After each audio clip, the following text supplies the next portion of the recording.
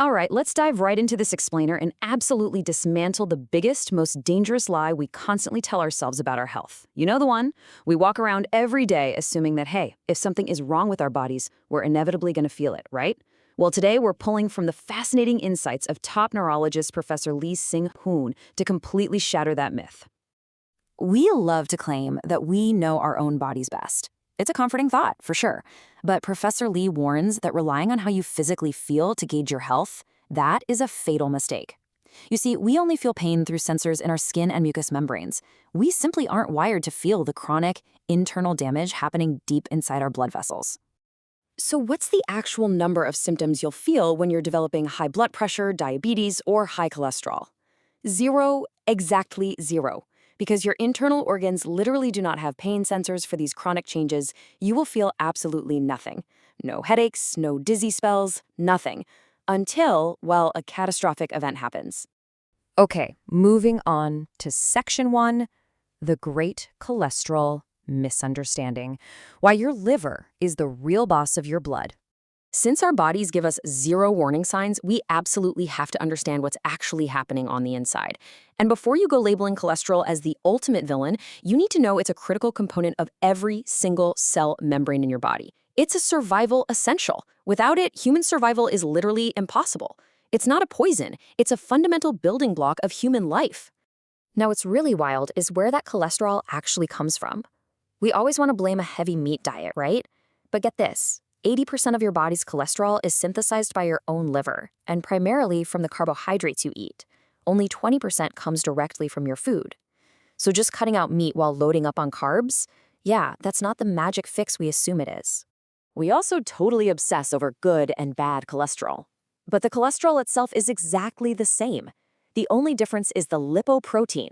Think of it like a biological soap carrying it through your watery blood. LDL is just the delivery system, bringing cholesterol to your cells. HDL, that's simply the recovery system, the cleanup crew, bringing the excess back. They're just two halves of the exact same biological delivery service. Next up, Section 2, the Truth About Statins, a medical miracle versus manufactured internet myths. So how exactly did one of the greatest medical breakthroughs in history become a huge target for misinformation? Well, Professor Lee delivers some tough love here. He points out that the widespread fear-mongering around cholesterol medication, statins, is largely a localized internet myth pushed by totally unqualified voices. This statin phobia is a phenomenon uniquely magnified by YouTube algorithms, not by actual scientific consensus. Let's look at what a statin actually is. Guys, it is a revolutionary Nobel Prize-winning medication. It simply tells the liver to stop overproducing cholesterol from carbohydrates. And by doing this, it drastically reduces your risk of strokes and heart attacks. In the entire history of human medicine, it's an undisputed monumental achievement. The bottom line is this. Sure, minor side effects like mild muscle aches can happen, but the long-term benefit of preventing deadly arterial blockages, it's completely incomparable. There's no such thing as a drug with zero side effects. But if your doctor prescribes a statin, you need to take it consistently, because the alternative is letting your arteries quietly harden until they burst, and nobody wants that. Let's shift gears. Section 3, the blood pressure trap. Why taking your blood pressure at the hospital is a terrible idea. Let's see how our body's own survival instincts can actually trick our doctors and lead to massive misdiagnoses. Whenever you eat really spicy food or when you're super stressed, your body triggers what's called a catecholamine response. Basically, your brain thinks you're under physical attack. To help you survive this perceived threat, it purposefully spikes your blood pressure to rapidly pump blood to your critical organs.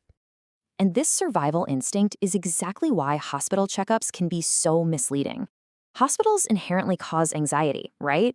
Just walking in the door triggers that survival response, which means taking your blood pressure at the hospital almost always results in an artificially high reading. The true, accurate baseline is your home blood pressure, measured when you're in a deeply relaxed, entirely safe state.